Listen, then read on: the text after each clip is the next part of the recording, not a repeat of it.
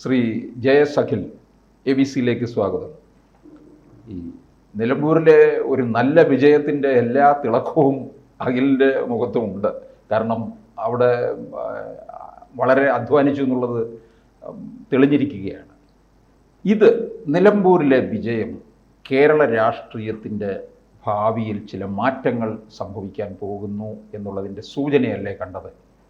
തീർച്ചയായിട്ടും അവിടെ വളരെ കൃത്യമായി തന്നെ നമ്മൾ മനസ്സിലാക്കേണ്ടത്, കഴിഞ്ഞ ദിവസം പ്രതിപക്ഷ നേതാവ് പറഞ്ഞ വാചകം തന്നെ ഞാൻ എടുത്ത് ആവർത്തിക്കാൻ പോവുകയാണ്.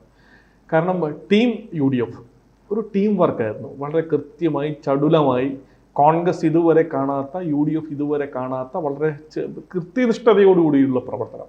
അത് താഴെത്തട്ടിൽ കോൺഗ്രസിനെ എല്ലാ കാലത്തും ആളുകൾ പറഞ്ഞ് കളിയാക്കുന്ന ഒരു രീതിയുണ്ട്. ഒരു ആൾക്കൂട്ടം മാത്രമാണ്, അല്ലെങ്കിൽ ഒരു പ്രഹസനം മാത്രമാണ്, ആ ടൈപ്പ് ഓഫ് പൊളിറ്റിക്സ് ആണ് കോൺഗ്രസിന്റെ പൊളിറ്റിക്സ്. ഞങ്ങളൊക്കെ അങ്ങനെ പറയാറുണ്ട്. ചില മാധ്യമങ്ങൾ വിമർശന രൂപത്തിൽ പറയാറുണ്ട്. പക്ഷേ യഥാർത്ഥത്തിൽ എൻ്റെ പ്രിയപ്പെട്ട മാധ്യമ സുഹൃത്തുക്കൾ എല്ലാവരും വളരെ കൃത്യമായി ആഴത്തിലൊരു പഠനം കോൺഗ്രസിന്റെ ശൈലിയിൽ ഉണ്ടായിട്ടുള്ള ഒരു മാറ്റത്തെ പറ്റി ഒന്ന് പഠനം നടത്തേണ്ടതാണ്.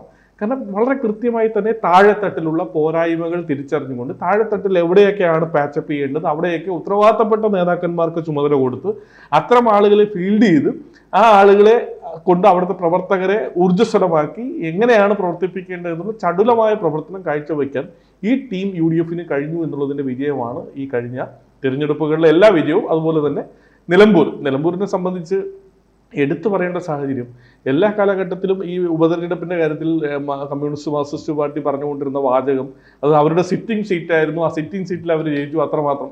ഇലക്ഷൻ റിസൾട്ട് വരുമ്പോൾ അവരുടെ വാചകം അതായിരുന്നു. പക്ഷേ ഈ തെരഞ്ഞെടുപ്പിൽ ഒന്ന് പരിശോധിക്കേണ്ടത്, ഈ തെരഞ്ഞെടുപ്പിൽ വളരെ കൃത്യമായി നിലമ്പൂർ എന്ന് പറയുന്നത് 99 അടിച്ചിരുന്ന 100 ആക്കാൻ തികച്ചു വെച്ചിരുന്ന CPMന് ഇന്ന് ഒരു വിക്കറ്റ് പോയിരിക്കുകയാണ്. 99 എന്നുള്ളത് 98 കുറഞ്ഞിരിക്കുകയാണ്.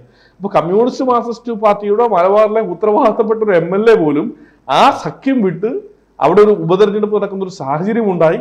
ആ തെരഞ്ഞെടുപ്പിൽ കോൺഗ്രസ് പറഞ്ഞതാണ്, അല്ലെങ്കിൽ UDF പറഞ്ഞതായിരുന്നു ശരി എന്നുള്ള കാര്യം ജനങ്ങൾക്ക് ബോധ്യപ്പെട്ട് ജനങ്ങൾ 11,000-ലധികം വോട്ടിന്റെ ഭൂരിപക്ഷത്തിൽ കോൺഗ്രസിനെ ജയിപ്പിക്കുന്ന ഒരു സാഹചര്യത്തിലെത്തി. അപ്പോൾ ഞങ്ങൾ ഇത്രയും കാലം പറഞ്ഞതും, പിണറായി വിജയനെതിരെ പറഞ്ഞതും, കമ്മ്യൂണിസ്റ്റ് മാർക്സിസ്റ്റ് പാർട്ടിക്കെതിരെ പറഞ്ഞതും, ഇവരും കേന്ദ്രം ഭരിക്കുന്ന BJPയും തമ്മിലുള്ള ബന്ധത്തെക്കുറിച്ച് പറഞ്ഞതും എല്ലാം യാഥാർത്ഥ്യമായിരുന്നു എന്ന് ജനങ്ങൾക്ക് ബോധ്യപ്പെട്ടത് കൊണ്ടാണ് ജനങ്ങൾ ഇത്തരത്തിലൊരു റിസൾട്ട് കോൺഗ്രസിന് നൽകിയത്. അപ്പോൾ കോൺഗ്രസ് ആ പറഞ്ഞതുപോലെ കോൺഗ്രസും UDFും ഒറ്റക്കെട്ടായി അവിടെ താഴെത്തട്ടിൽ എന്തെല്ലാം ചെയ്യേണ്ട കാര്യങ്ങൾ ചെയ്തിട്ടുണ്ടോ അതെല്ലാം വളരെ കൃത്യമായി ചെയ്യുകയും ജനങ്ങളെ ബോധ്യപ്പെടുത്തേണ്ട കാര്യങ്ങൾ കൃത്യമായി ജനങ്ങളെ ബോധ്യപ്പെടുത്തുകയും ചെയ്തു എന്നുള്ള കാര്യം അത് ഈ റിസൾട്ടോടുകൂടി ബാക്കിയുള്ളവർക്കും ബോധ്യപ്പെട്ടിട്ടുണ്ട്. ഈ കേരളത്തിലൊരു ഭരണവിരുദ്ധ തരംഗം ഉണ്ട് എന്ന് ബോധ്യപ്പെടുത്താനായിട്ട് ഇപ്പോൾ അൻവറിൻ്റെ ഒരു സഹായം വേണ്ടി വന്നു എന്നുള്ളതാണ്. കാരണം അൻവർ രാജിവെച്ച് ഇറങ്ങിയത് കൊണ്ടാണല്ലോ ഈ സീറ്റ് UDFന് തിരിച്ചു പിടിക്കാനും സാധിച്ചത്. അപ്പോൾ 2026 ഒരു വലിയൊരു തുടക്കം ഞങ്ങൾ ഇവിടെ നിന്ന് ഇന്ധനം നിറച്ചു കഴിഞ്ഞിരിക്കുകയാണ്, ഫുൾ ടാങ്ക് അടിച്ചിരിക്കുകയാണ് എന്നുള്ള രീതിയിൽ മുമ്പോട്ട് പോകുന്നതിൻ്റെ കാരണമായി. അങ്ങനെയുള്ള അൻവറിനെ അപ്പോൾ തീർച്ചയായിട്ടും ചേർത്ത് നിർത്താൻ സാധ്യതയുണ്ടല്ലോ. ഈ അൻവറിനെ ഞങ്ങൾ ആരും പടിയടച്ച് പിണ്ണം വെച്ചിട്ടുണ്ടെന്ന് ഒരു നേതാവ് പോലും ഇതുവരെ പറഞ്ഞിട്ടില്ല. കുറെ നാളായിട്ട് മുറ്റത്ത് നിർത്തിയിരിക്കുകയാണ്. പക്ഷെ അതിനകത്തൊരു കാര്യം, ഇപ്പൊ അങ്ങ് പറഞ്ഞതുപോലെ തന്നെ ഭരണവിരുദ്ധ വികാരം എന്ന് പറയുന്ന ആ വികാരം ജനങ്ങൾക്കുണ്ടായിട്ടുണ്ട് എന്നുള്ളതിന്റെ തെളിവാണ് അൻവറിന് കഴിഞ്ഞ ദിവസം കിട്ടിയ 20,000-ഓളം വോട്ടുകളും കോൺഗ്രസിന് കിട്ടിയിട്ടുള്ള 11,000-ലധികം വരുന്ന ഭൂരിപക്ഷവും, ഏകദേശം 12,000 വരുന്ന ഭൂരിപക്ഷവും ഈ കോൺഗ്രസിന് UDFന് കിട്ടിയിട്ടുള്ള വോട്ടും അൻവറിന് കിട്ടിയിട്ടുള്ള വോട്ടിന്റെയും ടോട്ടൽ കാൽക്കുലേഷൻ എടുത്താൽ തന്നെയാണ് ഇവിടുത്തെ സംസ്ഥാനത്തുള്ള ഭരണവിരുദ്ധ വികാരത്തെ പറ്റി നമുക്ക് കൃത്യമായി ബോധ്യപ്പെടുത്താൻ കഴിയും. ഒരു കൃത്യമായ ബോധ്യപ്പെടുത്തലാണല്ലോ ഇവിടെ നമ്മൾ മനസ്സിലാക്കേണ്ടത്. കമ്മ്യൂണിസ്റ്റ് മാർക്സിസ്റ്റ് പാർട്ടി എല്ലാ ഘട്ടത്തിലും ചെയ്തിട്ടുള്ളത് എന്താ? ഇപ്പോൾ തൃക്കാക്കരയിൽ ഒരു ഡോക്ടറെ സ്ഥാനാർത്ഥിയാക്കി, പാലക്കാട് കോൺഗ്രസിൽ നിന്ന് വിട്ടുപോയ സരിനെ സ്ഥാനാർത്ഥിയാക്കി. പക്ഷേ ഇവിടെ എല്ലാം തോറ്റു കഴിഞ്ഞപ്പോൾ കമ്മ്യൂണിസ്റ്റ് മാർക്സിസ്റ്റ് പാർട്ടിയുടെ ആളുകൾ പറഞ്ഞ ഒരു വാചകമുണ്ട്. ഇവിടെ ഈ പറഞ്ഞതുപോലെ അവരുടെ ക്യാപ്സ്യൂളുകൾ സോഷ്യൽ മീഡിയയിൽ നിറയ്ക്കുന്ന ആളുകളുണ്ടല്ലോ, അത്തരം ആളുകൾ പറഞ്ഞെന്താ, ഒരു സ്വതന്ത്ര സ്ഥാനാർത്ഥി മത്സരിച്ചു, ഒരു ഡോക്ടർ മത്സരിച്ചു, അത് അദ്ദേഹം തോറ്റു, അത്രേ ഉള്ളൂ, ഞങ്ങളുടെ പാർട്ടിക്ക് ഇത് ബന്ധമില്ല എന്ന് പറഞ്ഞ് കൈ ഒഴിയുന്ന ഒരു സാഹചര്യം ഉണ്ടായിട്ടുണ്ട്. പക്ഷെ ഇന്നെന്താ സംഭവിച്ചിരിക്കുന്നത്? ഇന്ന് വളരെ കൃത്യമായി പറഞ്ഞു കഴിഞ്ഞാൽ അവരുടെ സംസ്ഥാന കമ്മിറ്റി അംഗവും അവരുടെ പ്രധാനപ്പെട്ട നേതാവും മുൻ MLAയുമായിരുന്ന M സ്വരാജിനെ CPM നേരിട്ട് അവിടെ കൊണ്ടുപോയി സ്ഥാനാർത്ഥിയാക്കുന്നു. ആ സ്വരാജിന് വേണ്ടി ആരാ സംസാരിക്കാൻ വരുന്നത്? കേരളത്തിന്റെ മുഖ്യമന്ത്രി 8ഓളം യോഗത്തിൽ അവിടെ സംസാരിക്കാൻ വരികയാണ്, അല്ലേ?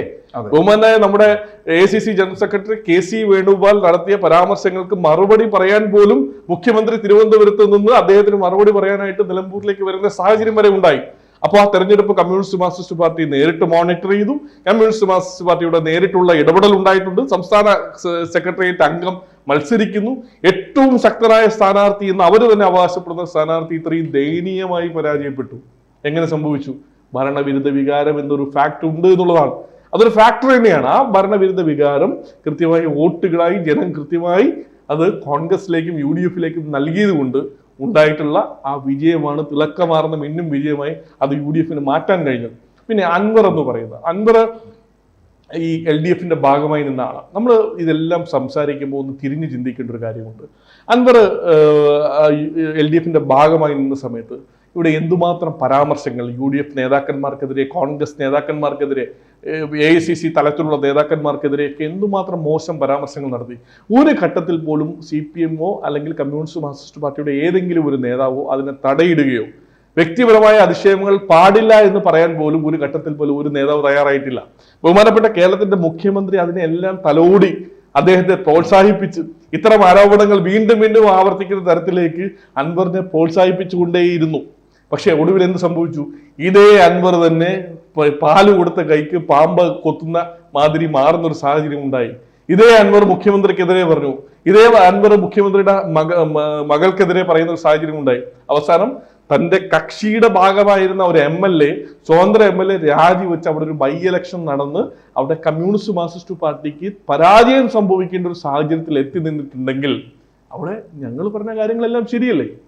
അൻവർ LDFിന്റെ ഭാഗമായി മത്സരിച്ച സമയത്ത് പോലും കോൺഗ്രസ് എന്താണോ പറഞ്ഞിരുന്നത് അത് തന്നെയല്ലേ കോൺഗ്രസ് ഇപ്പോഴും പറയുന്നത്.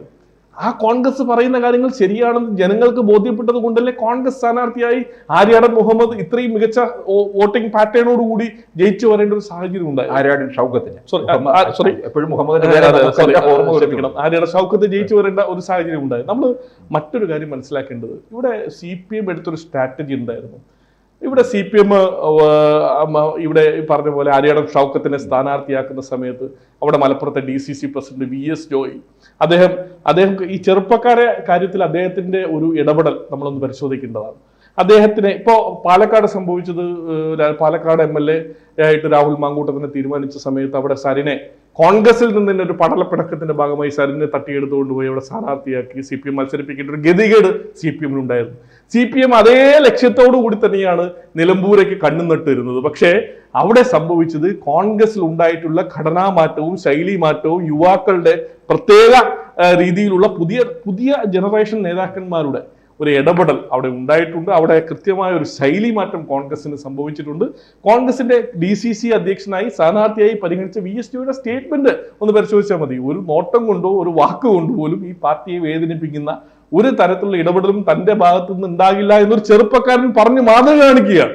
അപ്പൊ അത്തരത്തിൽ ഒരു ശൈലി മാറ്റം കോൺഗ്രസിന് സംഭവിച്ചിരിക്കുന്നുണ്ട്. നിങ്ങൾ ഉൾപ്പെടെയുള്ള മാധ്യമ പ്രവർത്തകർ അത്തരം കാര്യങ്ങൾ കൂടുതലായി പൊതുസമൂഹത്തിന് മുന്നിൽ ചർച്ച ചെയ്യപ്പെടണം എന്നുള്ളതാണ് എന്റെ വ്യക്തിപരമായ അഭിപ്രായം. അപ്പോൾ ആ സ്ഥാനാർത്ഥിയായി പരിഗണിച്ചിരുന്ന ജോയി കൂടെ നിന്നുകൊണ്ട് ആ ജോയിയുടെ സ്വന്തം പഞ്ചായത്തായിട്ടുള്ള M സ്വരാജ് ജനിച്ചു വളർന്ന ആ പഞ്ചായത്തിൽ പോലും ബോത്തുകളിൽ പോലും കോൺഗ്രസ് ലീഡ് ചെയ്യുകയാണ്.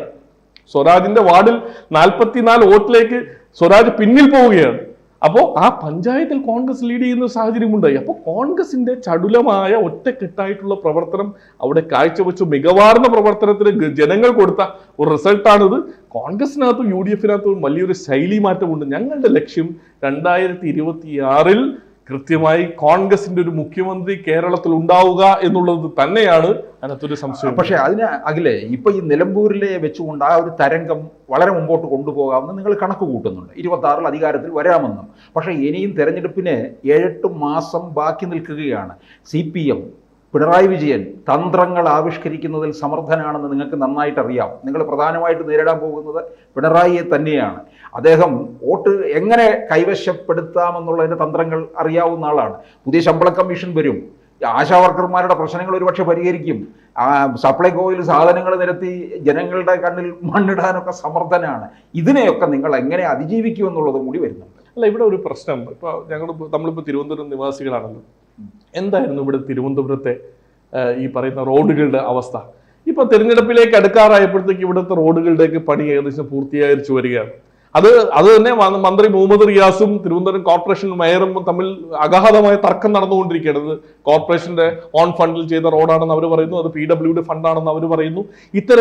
അത്തരത്തിലുള്ള അവർ തമ്മിൽ തന്നെ ആശങ്കയും ആരുടെ ഫ്ലെക്സ് വയ്ക്കണം, ആരുടെ ക്രെഡിറ്റ് എടുക്കണം എന്നുള്ള ആശയക്കുഴപ്പത്തിലാണ്. ഇപ്പൊ ഞങ്ങളെ സംബന്ധിച്ചിടത്തോളം വളരെ കൃത്യമായി ഞങ്ങൾക്കറിയാം ഇവിടെ ആരാണ് ഏത് തരത്തിലുള്ള അഡ്ജസ്റ്റ്മെന്റിലേക്ക് പോകുമെന്നുള്ള കാര്യം. കഴിഞ്ഞ പ്രാവശ്യം തന്നെ പിണറായി വിജയൻ അധികാരത്തിലേക്ക് വന്നപ്പോൾ BJPയുമായി RSSുമായി കൃത്യമായ സെറ്റിൽമെന്റ് ഉണ്ടാക്കിക്കൊണ്ട് എത്രയോ നിയമസഭാ മണ്ഡലങ്ങളിൽ, ഞങ്ങളുടെയൊക്കെ കണക്ക് ശരിയാണെങ്കിൽ ഒരു 35-40ഓളം നിയമസഭാ മണ്ഡലങ്ങളിൽ അങ്ങോട്ടും ഇങ്ങോട്ടും വോട്ട് കച്ചവടം നടത്തിയിട്ടുണ്ടെന്നുള്ള കാര്യത്തിൽ ഒരു സംശയവും വേണ്ട. അപ്പൊ കമ്മ്യൂണിസ്റ്റ് മാർക്സിസ്റ്റ് പാർട്ടിയും BJPയും തമ്മിലുള്ള ബന്ധത്തെപ്പറ്റി ഞങ്ങൾ പലപ്പോഴും ആരോപണം ഉന്നയിക്കുമ്പോഴും അത് ഞങ്ങൾക്ക് കൃത്യമായ ബോധ്യമുണ്ട്. ഈ തെരഞ്ഞെടുപ്പിൽ കേന്ദ്രത്തിലുള്ള BJP നേതാക്കന്മാർക്ക് ഒറ്റ കാര്യം മാത്രമേ ഉള്ളൂ, ഇവിടെ കോൺഗ്രസ് അധികാരത്തിൽ വരാൻ പാടില്ല എന്നുള്ളത്. അതിനുവേണ്ടി അധികാരത്തിൽ കൊണ്ടുവരേണ്ടത് അവർക്ക് CPMനെ തന്നെയാണ്. CPM വീണ്ടും അധികാരത്തിൽ വന്നാലേ BJP നേതാക്കന്മാർക്ക്, കേന്ദ്രത്തിലുള്ള BJP നേതാക്കന്മാർക്ക് കൃത്യമായി അറിയാം ഇവിടെ ഒരിക്കൽ കൂടി CPM അധികാരത്തിൽ വന്ന ഇവിടുത്തെ കമ്മ്യൂണിസ്റ്റ് മാർക്സിസ്റ്റ് പാർട്ടിയും തീരും, വേണമെങ്കിൽ കോൺഗ്രസിനെ കൂടി നശിപ്പിക്കാമെന്നൊരു ചിന്താഗതി അവർക്കുണ്ട്. എന്തായാലും ഇതൊക്കെ ഞങ്ങൾക്ക് ബോധ്യമുള്ള കാര്യമാണ്. ഇത് ഞങ്ങൾക്ക് കൃത്യമായ ബോധ്യമുണ്ട്. ഇത് ജനങ്ങളെ പറഞ്ഞ് ബോധിപ്പിക്കാൻ ഏതെല്ലാം ഘട്ടത്തിൽ ഏതെല്ലാം രീതിയിൽ പ്രവർത്തിക്കാൻ കഴിയുമോ അത്തരത്തിൽ അവരെ ബോധിപ്പിക്കാൻ താഴെത്തട്ടിലേക്ക് ഇറങ്ങി ചെന്ന് വിയർത്ത് കുളിച്ച് പ്രവർത്തിക്കാൻ തയ്യാറായി കോൺഗ്രസിൽ ഒരു രൂപമാറ്റം സംഭവിച്ചിട്ടുണ്ട് എന്നുള്ളതാണ് ഈ തെരഞ്ഞെടുപ്പോടുകൂടി ഞങ്ങൾക്ക് ബോധ്യപ്പെടുത്താനുള്ളത്. അപ്പം തുടർ പ്രവർത്തനത്തിന് എല്ലാ തരത്തിലുള്ള ആശംസകളും നേരുന്നു. Thank you. കൂടുതൽ വാർത്തകളും വിശേഷങ്ങളും നിങ്ങളിലേക്ക് എത്താൻ ABC മലയാളം സബ്സ്ക്രൈബ് ചെയ്യുക, ബെൽ ബട്ടണും അമർത്തുക.